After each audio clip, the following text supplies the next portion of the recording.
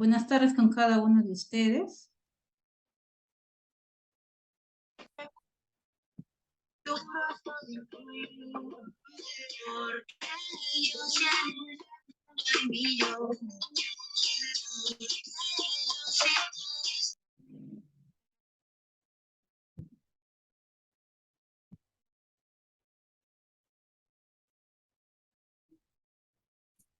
Buenas tardes con cada uno de ustedes. Mi nombre es Leikin Genebroso Tuesta, médico residente del segundo año de pediatría.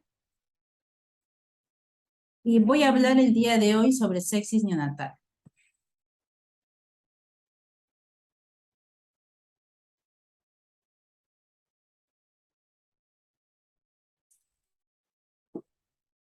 Bueno, la sepsis neonatal es el síndrome clínico derivado de la invasión y proliferación de bacterias, hongos o virus en el torrente sanguíneo del recién nacido y se manifiesta dentro de los primeros 28 días de vida.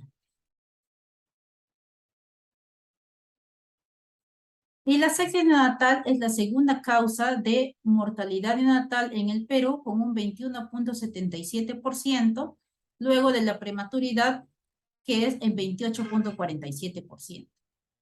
El objetivo de esta presentación sobre sepsis neonatal es nosotros identificar a nuestros neonatos que nos llegan por emergencia con las manifestaciones, identificando las manifestaciones clínicas y poder llegar al diagnóstico de sepsis neonatal e iniciar con el manejo y tratamiento adecuado.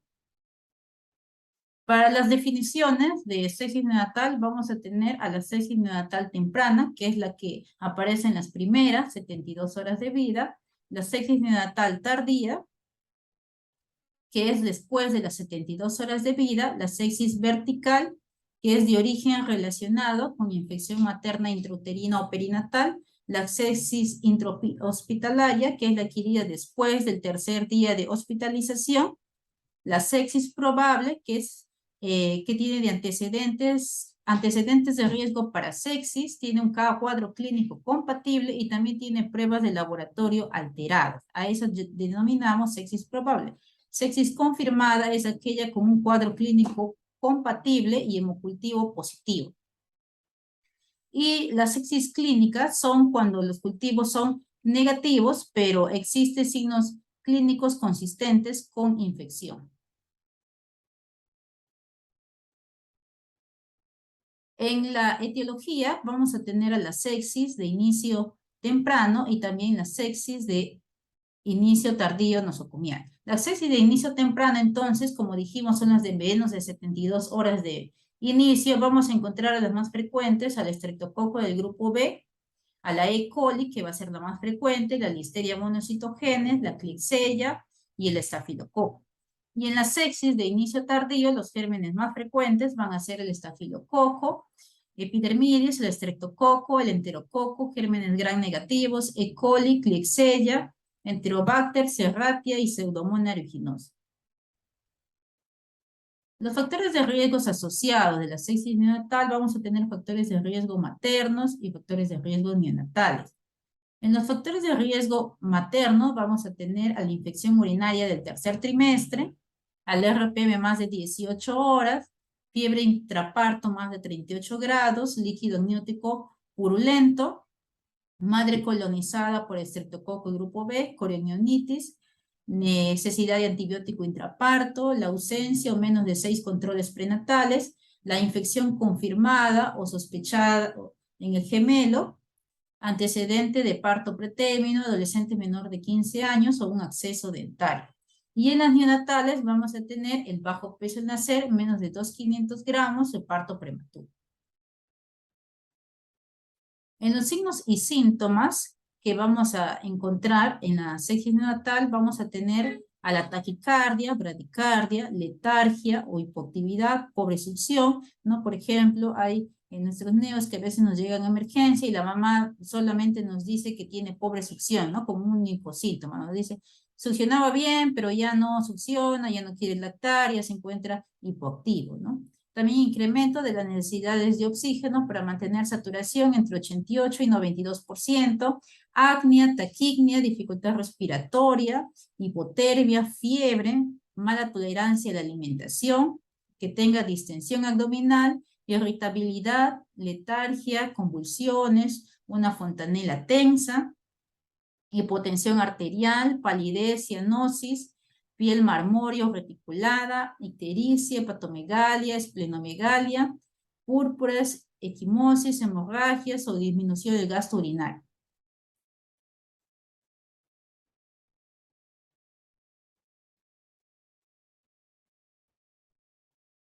Vamos a tener, acá hay un cuadro comparativo, ¿no? De las manifestaciones clínicas sobre sepsis precoz y sepsis tardía. Vamos a tener, ¿no? Que la apnea va a ser presente tanto en sepsis precoz como tardía. La fiebre vamos a encontrar más frecuentemente en sepsis tardía. También vamos a tener que la hipotermia vamos a encontrar también más frecuentemente en sepsis tardía, igual que la ictericia. Las complicaciones de la sepsis neonatal vamos a encontrar, ¿no? A la neumonía, meningitis, ventriculitis, shock séptico, coagulación intravascular diseminada, el exceso cerebral y renal, endocarditis, el retraso en el desarrollo cognitivo, la enterocolitis necrotizante, la falla orgánica múltiple, trombosis venosa profunda y periférica y la artritis séptica y osteomielitis. En cuanto a los laboratorios que tenemos que pedir cuando sospechamos una sepsis neonatal, tenemos, ¿no? El hemocultivo, ¿no? Porque sabemos que con el hemocultivo es lo que se va a confirmar la sepsis, ¿no? Va a ser la sepsis confirmada. Esta muestra de sangre preferentemente debe ser de punción venosa o arterial. Y en recién nacidos que tienen catéteres umbilicales podría obtenerse, ¿no? La muestra de sangre a partir de este catéter. Y no se va a aconsejar la extracción de sangre de una catéter venoso periférico, salvo en aquellos de sospecha de sepsis por catéter. Y se recomiendan la extracción de sangre para la muestra del hemocultivo entre 1 a 2 mililitros de sangre. Y a mayor volumen de sangre, mayor es la sensibilidad del hemocultivo, porque si es una muestra muy pequeña, también puede darnos resultados de falsos negativos. Y la recomendación general va a ser obtener 2 hemocultivos en un periodo breve entre uno y otro de diferente lugar de punción.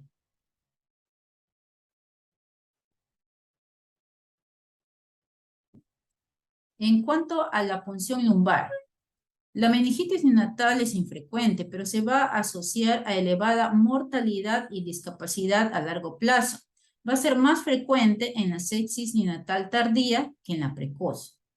Se recomienda realizar punción lumbar en recién nacidos más de 72 horas de vida, sintomáticos con sospechas de sepsis tardía, aunque la incidencia es baja entre 1.5 y 3.5%. Pero en sepsis neonatal tardía sí se debe realizar una PL. Y en sepsis neonatal precoz se debe realizar PL solo en alta sospecha de una meningitis neonatal. En cuanto a exámenes como la PCR, la procalcitonina, vamos a tener que la PCR puede alcanzar cerca del 99% de valor predictivo negativo para determinar sepsis neonatal precoz. ¿Qué quiere decir? Que si mi PCR sale negativo, tengo casi el 100% de seguridad para decir que no tiene una sepsis neonatal precoz. Y la PCR también tiene pésima especificidad para sepsis neonatal precoz y tardía. También vamos a tener a la procalcitonina, que tampoco es de utilidad en sepsis neonatal precoz ni tardía, y se va a incrementar fisiológicamente después del nacimiento. Por lo tanto, su utilidad como marcador en sepsis de presentación temprana va a ser muy limitada. En cuanto con el hemograma, vamos a tener que los leucocitos, la leucopenia o la leucocitosis van a tener baja sensibilidad y especificidad para sepsis neonatal. Sin embargo, la leucopenia, porque la leucocitosis, valores tan altos como 40.000 a 50.000, se pueden observar en recién nacidos sanos en las primeras 24 a 72 horas de vida. Sin embargo, de ambas, la leucopenia es la que va a tener más sensibilidad en un recién nacido sintomático que esté dentro de los 24 a 36 horas de vida. También vamos a tener, sin embargo, su sensibilidad no va a ser mayor del 50%. Vamos a tener también la neutropenia, ¿no? Sabemos que neutropenia leve, menos de 1500, neutropenia moderada, menos de 1000, y neutropenia severa, menos de 500. Esta va a tener una sensibilidad a neutropenia de un 85% para una sepsis neonatal precoz y un 60% para una sepsis neonatal en general, ¿no? La neutrofilia también va a tener una especificidad de 80% y plaquetopenia también una especificidad de 92%. Sin embargo, no existe un biomarcador que nos dé un valor predictivo positivo del 100%, ¿no? O una sensibilidad del 100% para decir que es una sepsis neonatal, o tampoco existe un valor predictivo negativo al 100% para decir que esa no es una sepsis neonatal. Entonces, las pruebas, aún utilizadas en combinación, tienen escasa sensibilidad y especificidad. También existe el Buffet-Cut, que es un frotis de células blancas teñido con naranja de acridina, que se considera positivo cuando se encuentran bacterias intracelulares y tienen buen valor predictivo positivo, pero de muy baja sensibilidad. Entonces vamos a tener, ¿no?, que este frotis tiene una especificidad de 100%, pero una sensibilidad de 25%. Tiene un valor predictivo positivo de 100% también. La plaquetopenia va a tener una sensibilidad de 69%, ya combinados plaquetopenia y PCR, la sensibilidad es 63%, y la plaquetopenia más PCR más el Buffet-Cut, tenemos que la sensibilidad es 74%.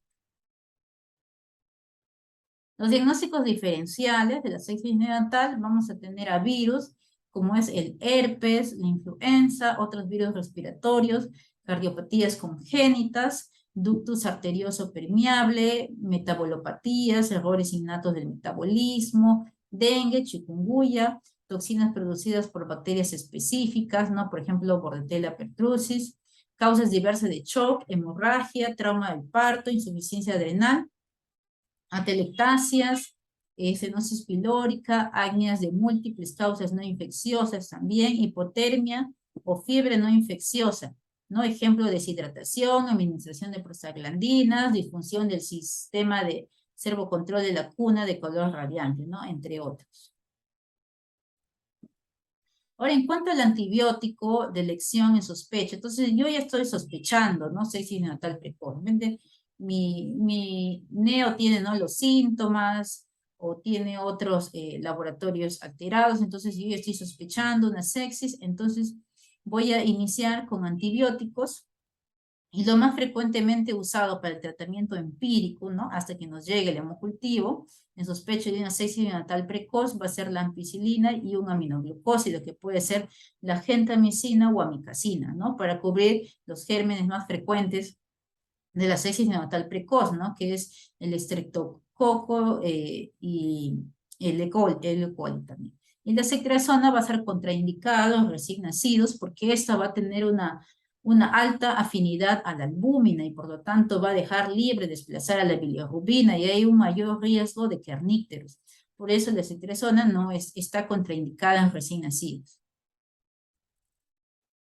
Y en sospecha de sepsis neonatal tardía, vamos a tener en estafilococos y gram negativos a la penicilina antiestafilocócica, que es la oxacilina, asociada a un aminoglucósido, que puede ser la gentamicina o amicacina, o bien vancomicina y aminoglucósido. El empleo de vancomicina como terapia empírica inicial en sospecha de sepsis neonatal tardía debe limitarse a recién nacidos inestables y los que se encuentran en UCI, donde el estafilococo aureus o el estafilococo coagulasa negativo meticilino resistente presentan una mayor prevalencia en relación con sepsis tardía nosocomial. Para el manejo del recién nacido con sepsis neonatal tardía documentada, con hemocultivos ya positivos, los antibióticos se van a basar en la mejor sensibilidad de los gérmenes y la duración va a depender del microorganismo y también del sitio de infección. En caso de neuroinfección, una meningitis, se va a usar una cefalosporina de tercera generación o carbapenem si el recién nacido recibió cefalosporina recientemente. Entonces, este es un algoritmo, no un modo resumen, de la sepsis neonatal temprana, ¿no? Entonces, primero, identificamos a los recién nacidos con factores de riesgo para sepsis, que es aquel que tiene una madre con un RPM más de 18 horas, fiebre, ha tenido la madre por enionitis, hito en el tercer trimestre, o vulvovaginitis, accesos dentarios.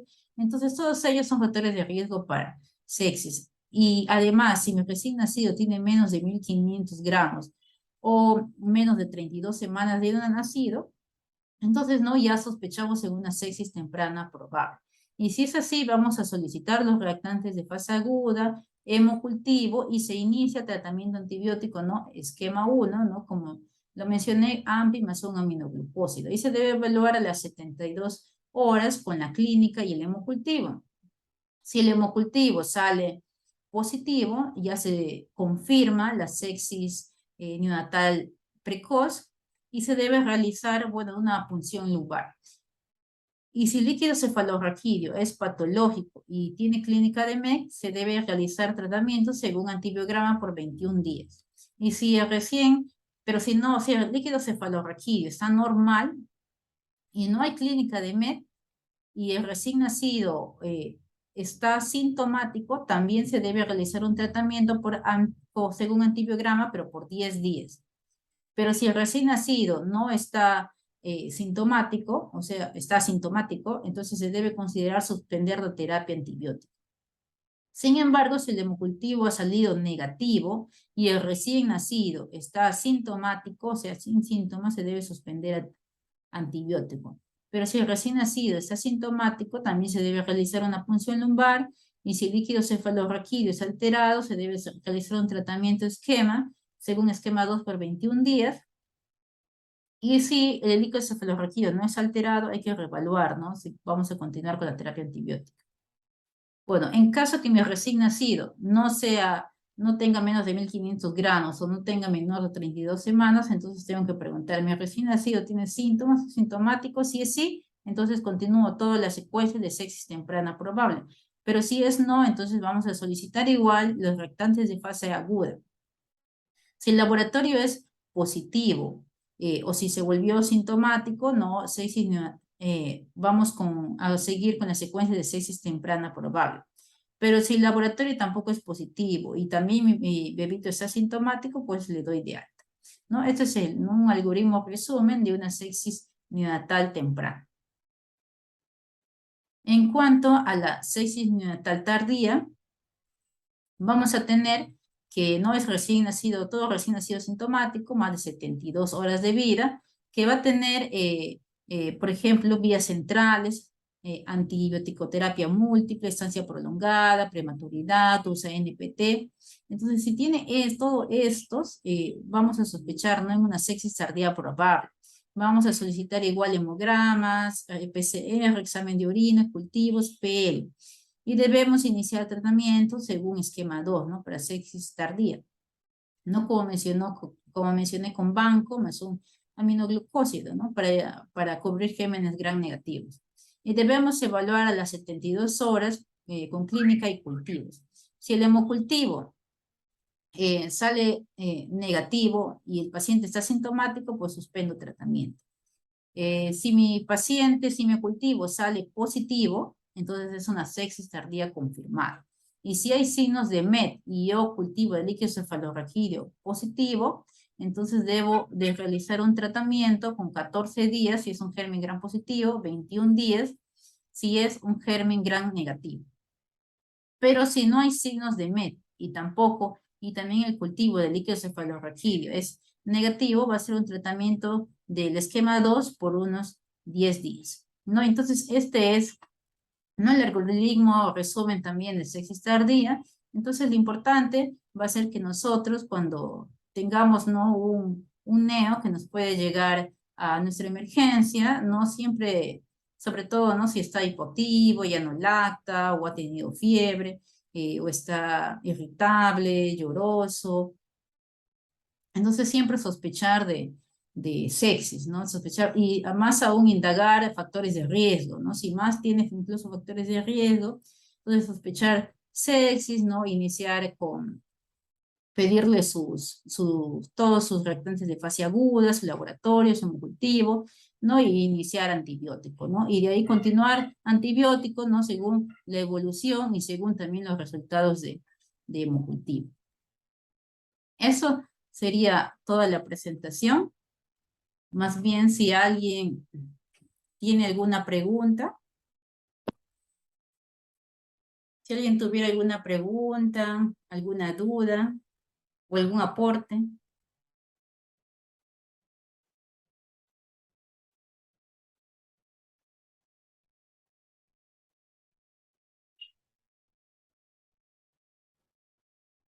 Si no hay ninguna duda, entonces realmente espero que esta exposición les haya ayudado y me despido entonces para continuar quizás con una siguiente exposición y volvernos a encontrar.